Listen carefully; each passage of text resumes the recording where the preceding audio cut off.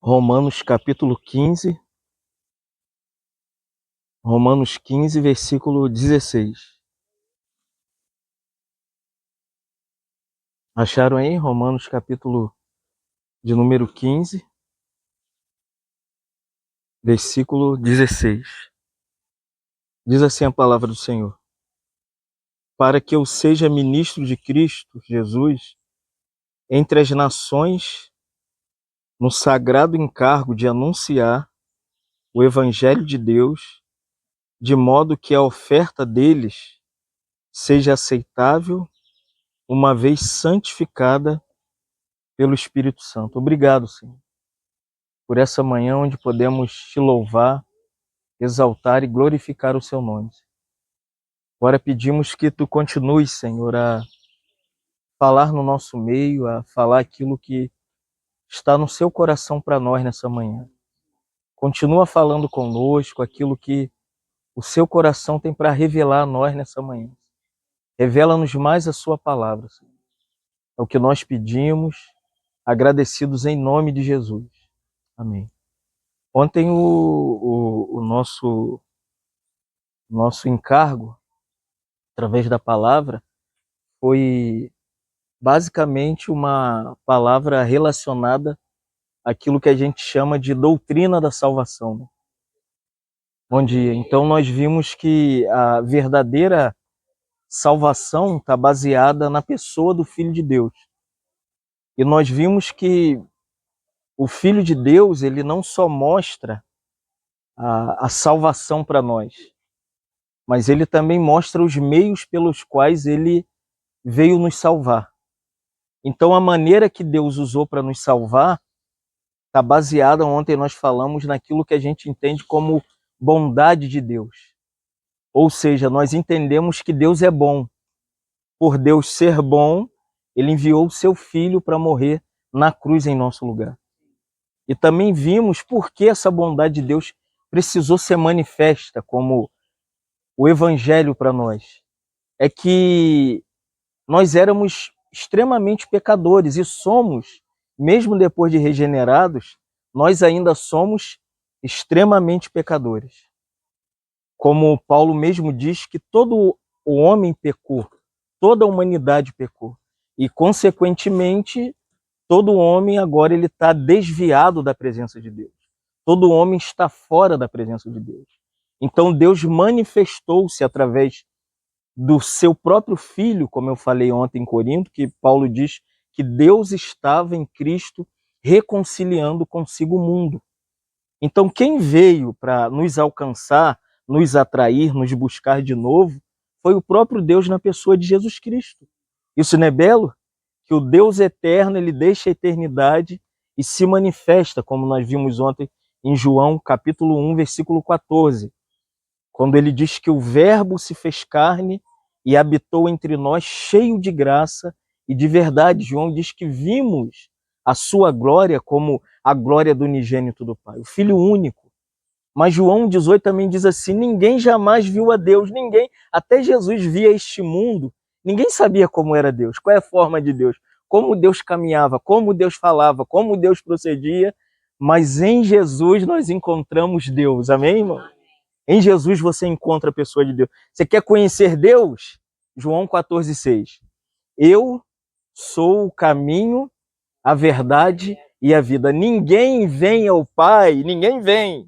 Jesus não fala ninguém vai ao Pai, porque Ele é o Pai. Indo a Jesus, você vai chegar no Pai, amém? Chegou em Jesus, encontrei o Pai. Então, nessa manhã, a gente quer mostrar o conteúdo disso que eu falei ontem.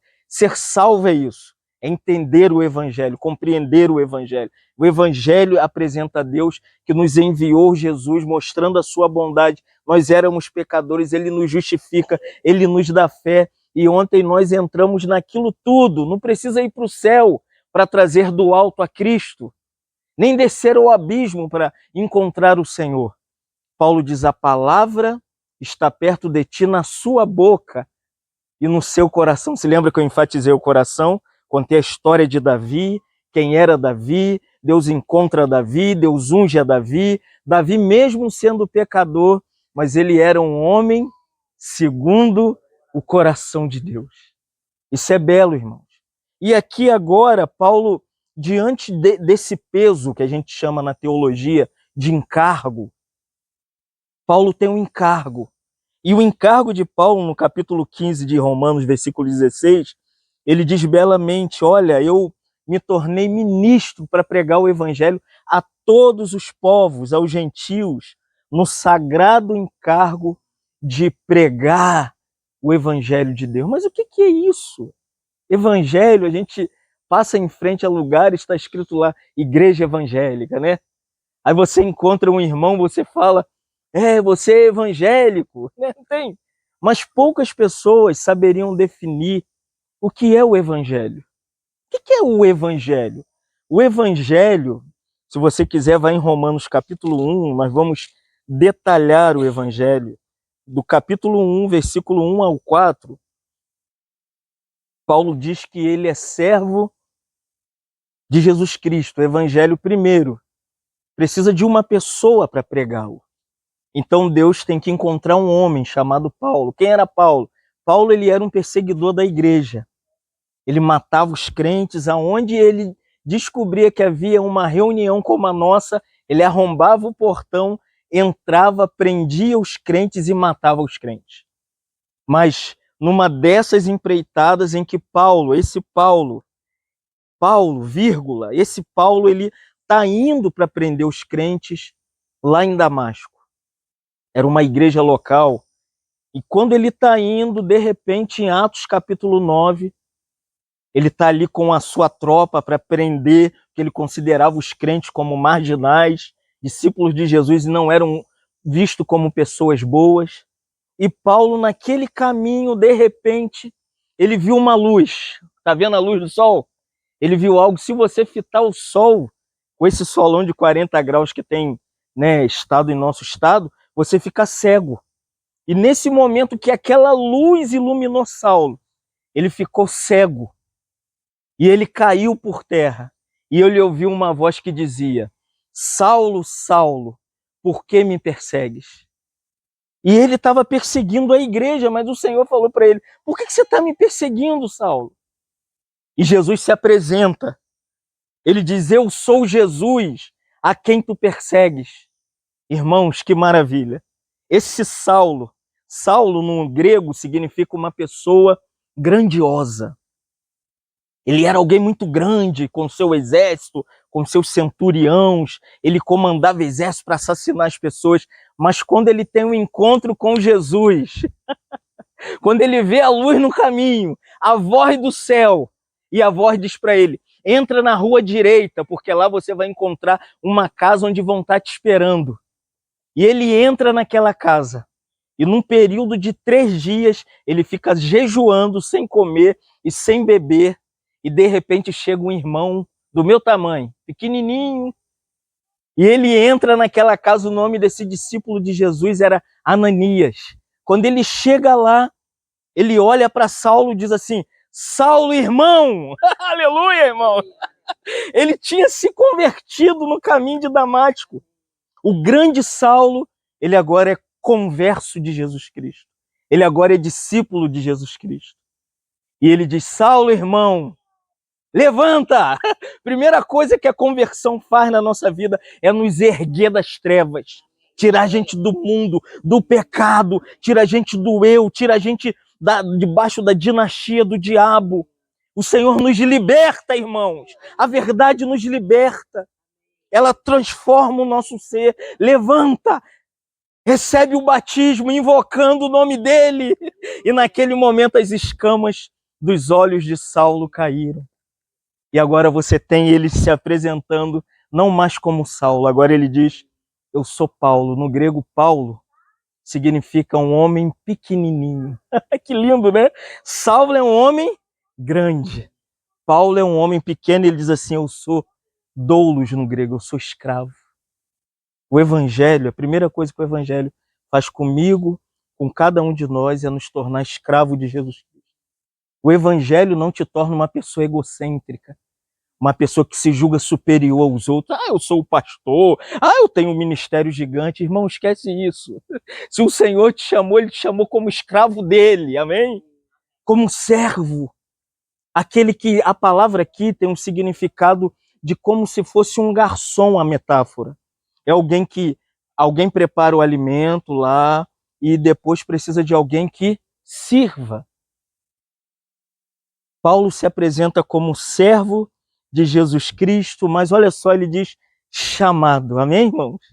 Primeira coisa, convertido é um servo. Depois que é servo, você é chamado. Não tem jeito. Depois que Deus te salva, agora Deus te comissiona. Se lembra que eu falei de Abraão ontem? Que Abraão estava em Babilônia, Deus apareceu lá e fez o que com Abraão? Deus chamou Abraão. Se Deus te salvou, Deus te chamou, irmãos. Ele falou para Abraão, Abraão, sai do meio da terra da sua parentela e vai para o lugar que eu te mostrarei. Eu farei de ti uma grande nação. Aqueles que você abençoar serão abençoados. Aquele que você amaldiçoar serão amaldiçoados. Em ti será bendita todas as famílias da terra. Estamos aqui, irmão, debaixo da bênção de Abraão. Porque ele foi chamado, mas Paulo não diz que só é chamado. Ele diz que ele também é separado para o evangelho de Deus. Deus não simplesmente nos chama para nós pertencermos a B, C, D, pessoa, ministério, isso e aquilo. Irmão, o chamado de Deus é para você ser evangélico, amém? Você ser portador de uma notícia boa para o outro, para o seu vizinho, para o seu filho, para o seu amigo, amigo de faculdade, amigo no trabalho. Evangélico não te torna soberbo. O evangelho não te torna superior. O evangelho te faz um portador da notícia do versículo 2, o qual foi por Deus outrora prometido. Versículo 2 de Romanos 1, por intermédio da Bíblia do Antigo Testamento. Olha, isso aqui é maravilhoso. O evangelho não começa no Novo Testamento. A primeira menção do evangelho é depois que Adão e Eva caem. Teologicamente é chamado do proto-evangelho. É o primeiro evangelho pregado. Qual foi? Depois que Adão e Eva caiu, Deus falou para Adão e Eva, da semente da mulher nascerá um que pisará o quê? A cabeça da serpente e ela vai morder o seu calcanhar. Quem é a semente da mulher? Quem é? Quem é, irmão? Vai? Jesus! É aquele prometido em Isaías 7,14, que já profetizando, apontando que Jesus nasceria de uma mulher, que seria Maria. Isaías diz que o nome dele seria qual? Emanuel. Deus conosco. Isaías 9,6 qualifica quem é o Emanuel. Ele é o Deus conosco, que ele é o maravilhoso conselheiro. Ele é o Deus forte, ele é o Pai da eternidade, ele é o príncipe da paz. É ele. Isaías 7 profetiza sobre ele. Isaías 9 profetiza o seu nascimento. Isaías 53 profetiza a sua morte na cruz. Quando diz o castigo que nos traz a paz estava sobre ele, pela suas pisaduras nós fomos sarados, irmãos. Então Isaías 7, Jesus vai nascer. Isaías 9, Jesus nasceu. Isaías 53, Jesus morreu e ressuscitou ao terceiro dia. É isso que Paulo está falando, o evangelho. É uma pregação tão antiga, que a gente precisa rever a nossa visão de evangelho. A gente pensa que evangelho é uma coisa do Novo Testamento. Evangelho é uma coisa que começa com a semente da mulher. Chega em Isaías, Gênesis 3,15, a semente da mulher. Passa por Isaías 7,14. Passa por Isaías 9, versículo 6. Passa por Isaías, capítulo 53. Ali está o evangelho. Eu vou mais longe. Você quer compreender o evangelho sobre Jesus, sobre a pessoa de Jesus, você precisa ler de Gênesis a Malaquias. Todo o Antigo Testamento fala dele. É sobre ele. Tudo é para ele. Se lembra que nós cantamos? Ele é tudo. Tudo é para ele. Tudo é dele, irmãos. tudo no Antigo Testamento. Se você colocar os óculos do plano eterno de Deus e mirar de Gênesis a Malaquias, quem que você vai ver? Jesus. Não dá pra gente aqui, senão a gente não vão nem almoçar. Mas minha vontade é abrir Cristo de Gênesis a Malaquias, ficar só nisso. Que é muito belo você. O que nós perdemos hoje como crente? Nós perdemos Cristo. A visão de Cristo, a beleza de Cristo, a glória de Cristo, a pessoa de Cristo, a obra de Cristo. E Paulo aqui nos chama a entender no versículo 3 de Romanos 1, ele diz quem é o Evangelho. Visto em Gênesis 3,15, Isaías 7,14, Isaías 9,6, Isaías 53, Paulo lindamente ele diz assim, ele fala é do Filho de Deus. Ele diz é do Filho de Deus, o qual se tornou homem. Agora, não se espante, ele vem da descendência de quem? De Davi. Se lembra que nós falamos de Davi ontem? Quem é Davi, irmão? Davi é um homem segundo o coração de Deus, mas é um homem igual Rodrigo e Fábio. Pecador redimido. Ninguém entende. Como pode? E será que é crente mesmo? Será que é filho de Deus mesmo, irmãos? Davi, ele foi escolhido, ele é o 8º da casa dele. Passaram 7 pessoas, os filhos de Jessé. E de repente Samuel perguntou a Jessé, não tem mais ninguém na sua casa? Ele falou, tem um menino, ruivo. Assim, ruivinho, não adianta pintar o cabelo não. Ruivinho, parecia assim, ruivo, irmão. Estava lá no meio do campo, no meio das ovelhas, no meio do rebanho do seu pai. Traz Davi. E quando Davi chegou, Davi era pequenininho. Imagina os irmãos grandes, né? As pessoas olham pela aparência.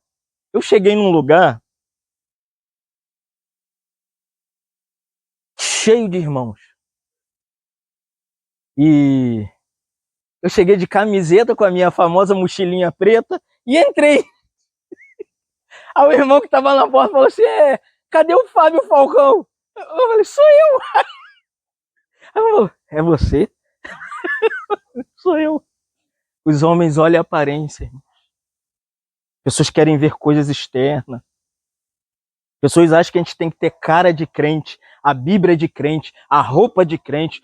Não, irmãos, o que deve marcar o testemunho cristão é a nossa vida, é a sua vida. Não é a sua roupa, o seu cabelo, a sua barba. O que testemunha se você é cristão é igual Davi. Quando Davi veio, Samuel falou assim, achei! Achei um homem segundo o coração. O que Deus está buscando nessa manhã? São homens, mulheres e crianças que são segundo o seu coração. É o que Deus busca, irmãos. Deus está de... Entenda o que eu vou falar. Deus está de saco cheio de religiosidade, de religião. É padrão para tudo, é medida para tudo. Se não fizer isso, se fazer aquilo, não, irmãos. Está aqui Jesus. Jesus não nasce da descendência dos melhores. Ele é da descendência do homem que mais pecou. Mas aquele que pecou, ele escreveu o Salmo 51. Que depois que pecou com Betseba, ele se arrepende e escreve, cria em mim, ó Deus, um coração puro e renova dentro de mim um espírito inabalável.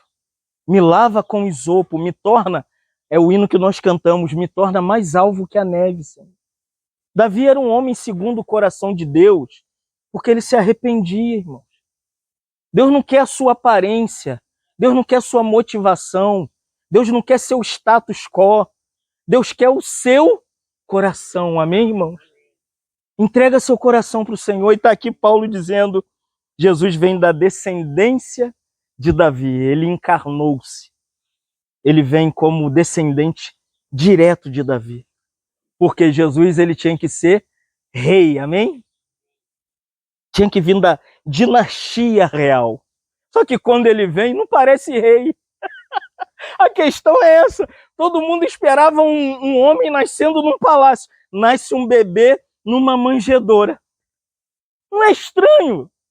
Se o Filho de Deus nasce numa manjedoura, e a igreja hoje quer palácio, quer as coisas grandes, as coisas enormes. Quanto maior é mais atraente, irmão. Vamos olhar para Jesus, o descendente, da onde nós temos o rei Davi. Ele nasce numa manjedoura e foi criado aonde? Em Nazaré. É onde eu moro, Guaxindiba. Você mora onde? Ih, não vai não.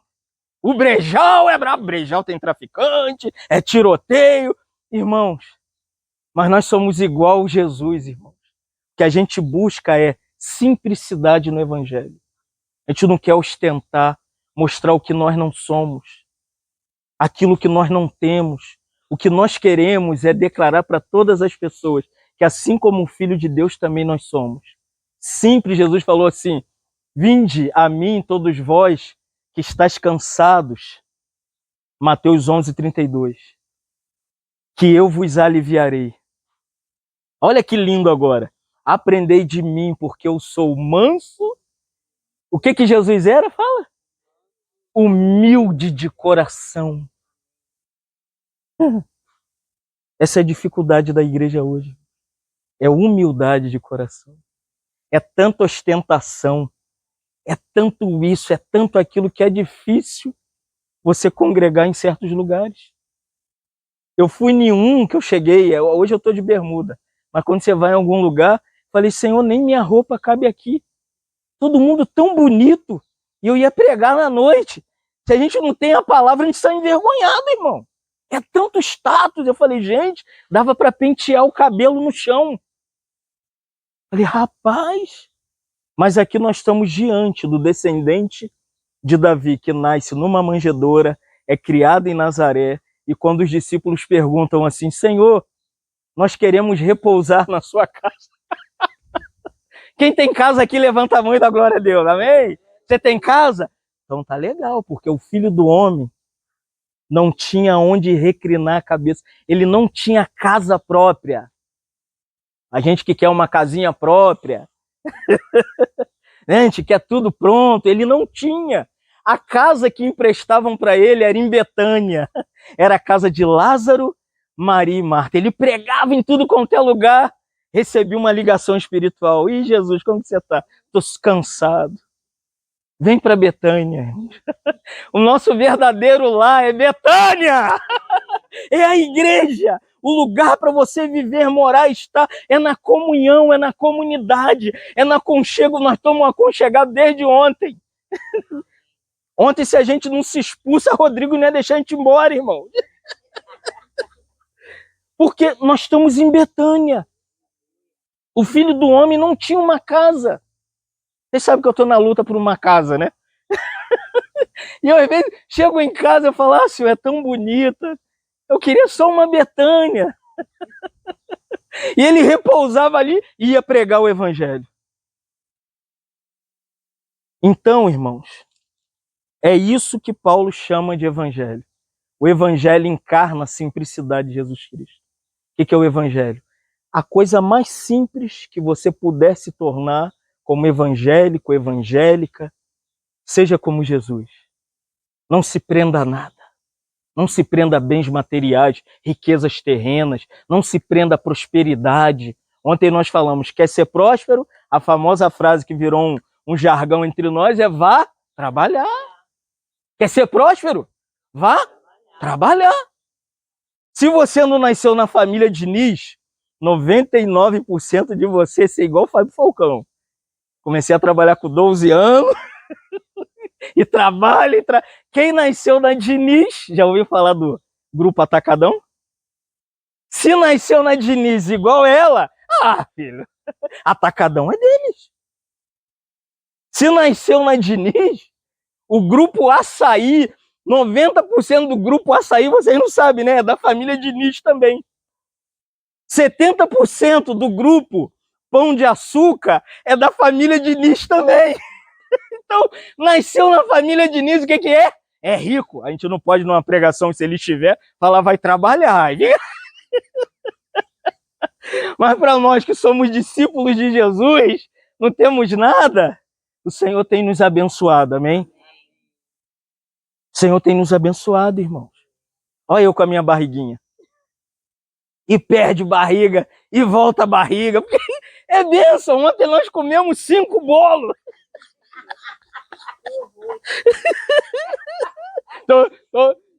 Eu até pensando que o bolo era fake, a Jaqueline falou, foi eu que fiz. O bolo não era fake, era de verdade. E comemos o bolo todo. É isso, irmãos, que o Senhor é. Ele é simples e humilde de coração. O Senhor tinha um coração humilde. Então que a gente seja humilde. Então ele viveu aqui entre nós, ele morreu e ele foi à cruz. E uma das coisas que a igreja não quer é a mensagem da cruz, você sabia disso?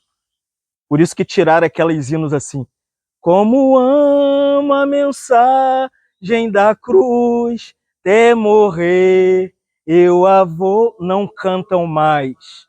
Agora é só os hinos da igreja preta. Já viram? É só os... Não tem cruz, não tem perda, ninguém perde nada. E Jesus nos intima em Mateus 16, 24, que o evangelho, aquele que quer vir após mim, a si mesmo se negue, tome o quê? A sua cruz e siga-me. Gálatas 2,19, Paulo diz, estou crucificado com Cristo, e a vida que agora eu tenho, eu vivo pela fé no Filho de Deus. Já não sou eu mais quem vivo. A vida de cruz é essa, você não vive mais. Não é mais as suas escolhas, as suas maneiras, o que você quer. Agora é o que Cristo quer na sua vida. Esse é o evangelho da cruz. Mas hoje, como que... Vou te falar uma coisa. A pandemia provou a gente. 90% dos crentes não conseguiam congregar. Silas Malafaia foi para o Tribunal de Justiça processar os advogados e juízes que fecharam a Igreja da Penha. E, gente, a coisa mais simples é o crente congregar. A gente congrega debaixo da árvore, a gente congrega na sala, a gente congrega no shopping, a gente congrega no carro, a gente congrega na rua. Se explodir a grande tribulação hoje, os crentes não sabem para onde vão ir. Não sabe. Por quê? Perderam o elemento da cruz. Se explodir a grande tribulação, ninguém vai querer entregar o pescoço. Sabe por quê? O evangelho pregado da prosperidade é que você é cabeça e não é cauda. É que você tem o melhor de Deus, você tem a bênção de Deus. Esse é o ano da promessa, esse é o ano da restituição. E nós esquecemos que o evangelho da cruz levou o nosso Salvador a morrer em nosso lugar. Como?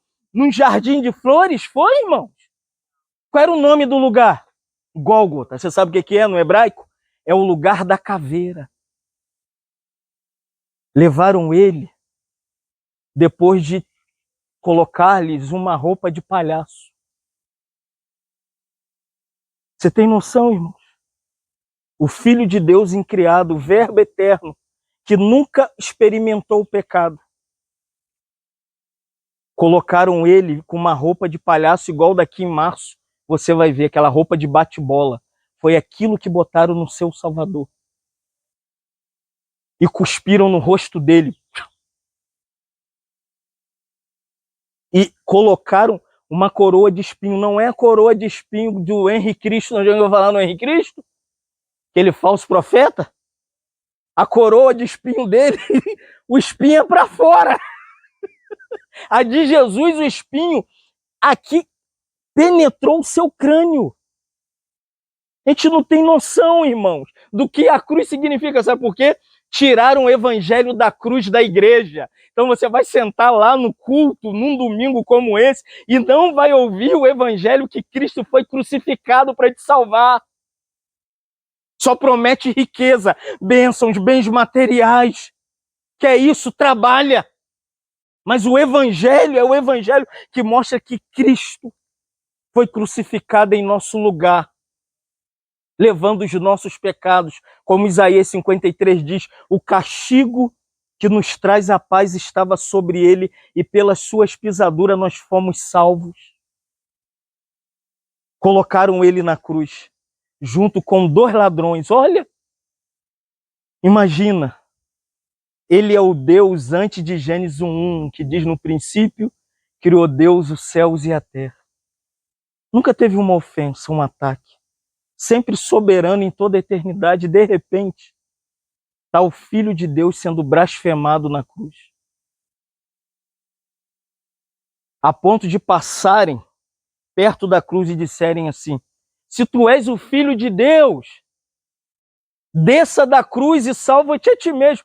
Graças a Deus que Jesus não desceu, porque onde nós estaríamos agora, nesse momento? No inferno. Ele não desceu da cruz, amém, irmãos? Ele não saiu da cruz, ele não abandonou a cruz.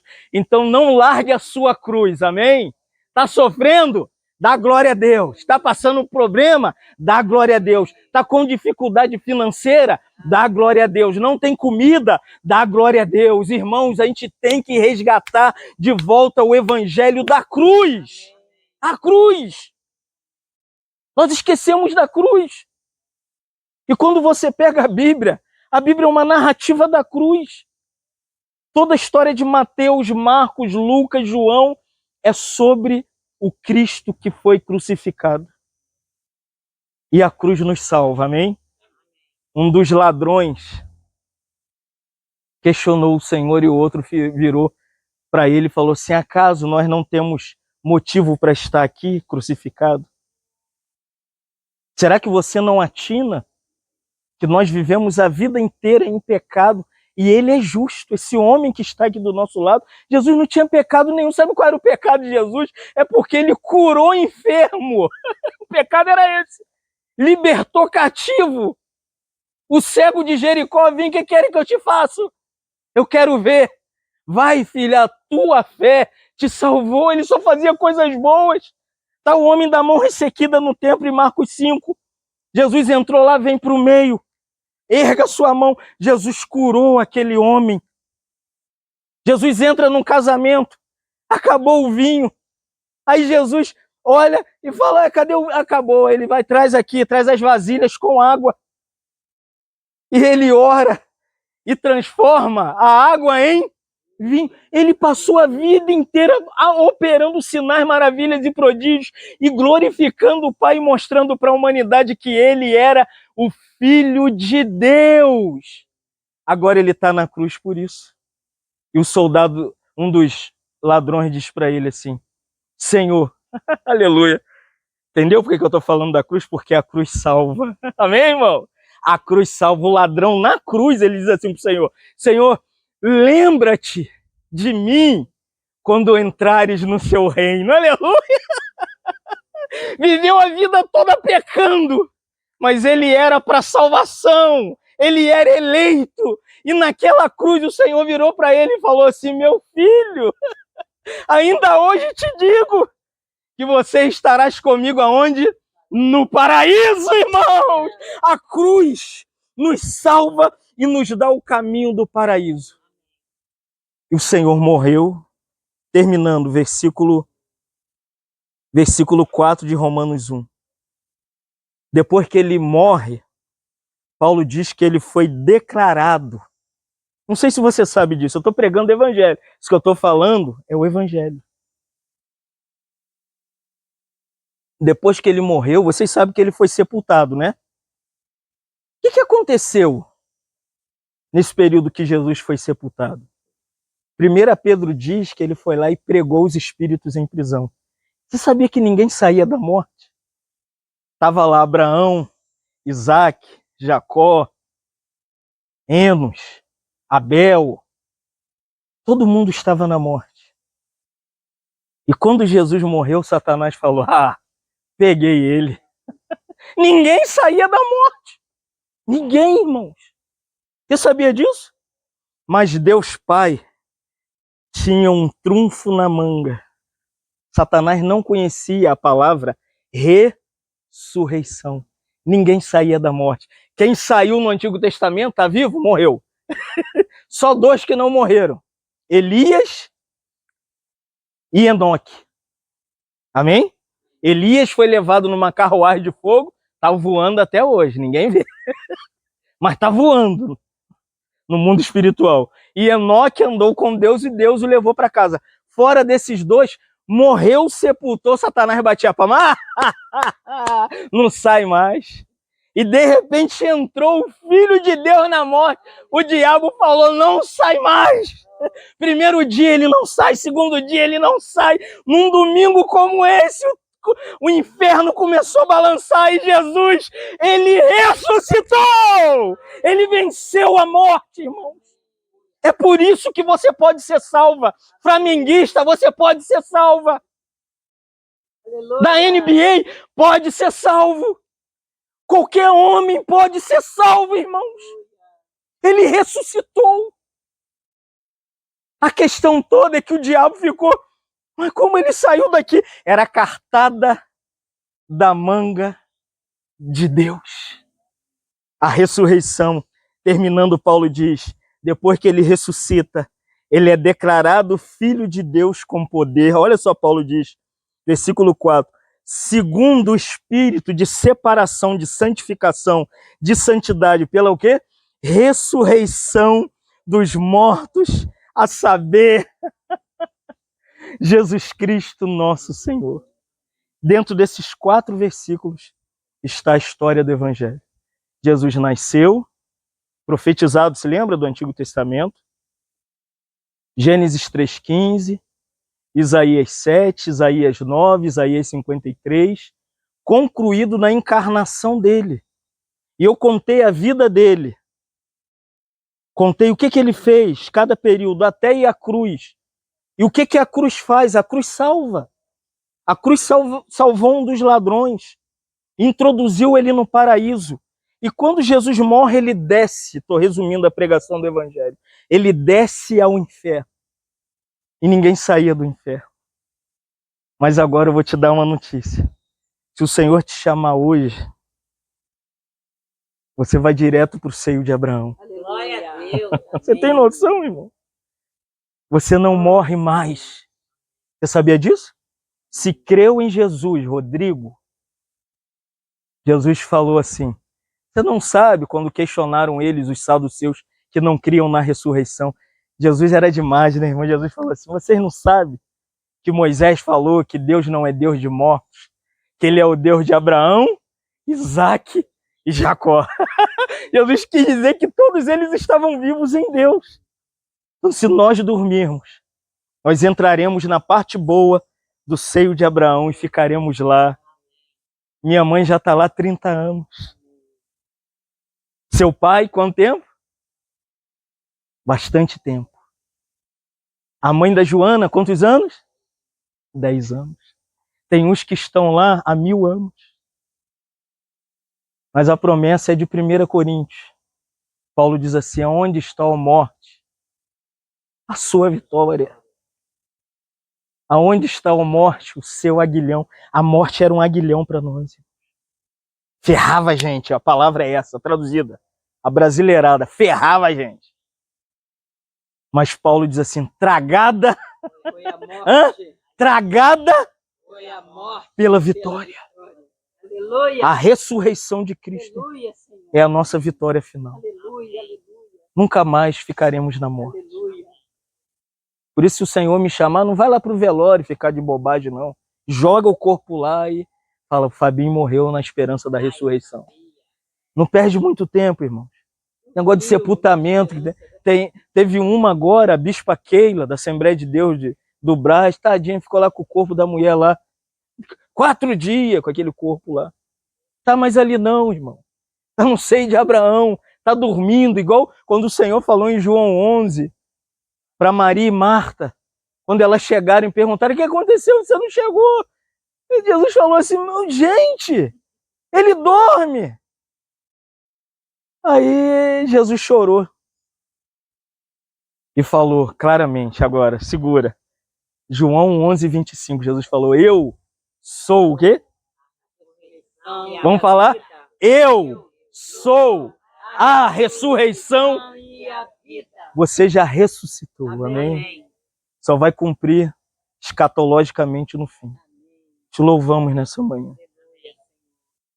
Agradecidos a Ti pela grandeza do Evangelho de Deus. que nos mostra a pessoa do seu Filho e toda a sua obra na cruz para nos salvar. Senhor, salva os que aqui ainda não foram salvos, alcança aqueles que ainda precisam ser alcançados. Senhor, porque o poder do Evangelho não está na nossa pregação, na nossa persuasão, na nossa teologia, mas está no poder do Teu Espírito, Senhor. Por isso, ressuscita os que ainda estão mortos aqui nessa manhã. Salva, revela Seu Filho, mostra aqueles que são para salvação, fala ao coração deles, revela Teu Filho, revela as grandezas do Senhor para eles. E para aqueles que já são salvos, nos dê mais carisma, mais amor, mais desfrute, mais vitalidade, mais poder, mais glória, mais santidade, mais vida de ressurreição, mais esperança da vida eterna, mais visão sobre a nova Jerusalém que há de descer do céu. Senhor, mostra-nos mais sobre Ti. Revela-nos mais, Senhor. Somos gratos mais uma vez pela família do Rodrigo, pela alegria da Elaine, pela compreensão dele, pelos seus familiares que aqui estão, por amigos deles que vieram aqui. Senhor, possa abençoá-los, Senhor. Abençoa não só o mundo espiritual, mas pedimos também a bênção material para o seu povo. Senhor, dê a sua bênção no campo do trabalho, no casamento, na casa. Senhor, em todas as áreas, Senhor. Como ministros do Evangelho, nós declaramos as bênçãos do Senhor sobre a sua igreja nessa manhã. Declaramos, como Paulo diz, bendito Deus e Pai que nos tem abençoado. Obrigado pelas suas bênçãos espirituais, mas também pelas bênçãos materiais. E cremos que é o pão nosso de cada dia que o Senhor não deixa faltar. Não vai faltar comida na nossa vasilha. Não vai faltar o gás. Não vai faltar o dinheiro para pagar a luz. Cremos que o Senhor está preocupado conosco, Senhor. Por isso, nessa manhã, nós declaramos, obrigado, Senhor, pelo seu cuidado, que não tem faltado nada para nós. Oh, Senhor, e se estiver faltando, pedimos a Ti, nos ajuda, Senhor. Envia recurso, traz as suas bênçãos sobre nós, que nós pedimos nessa manhã. Gratos a tudo, Senhor. Em Teu nome, ó Pai, que oramos. Em nome de Jesus. Amém.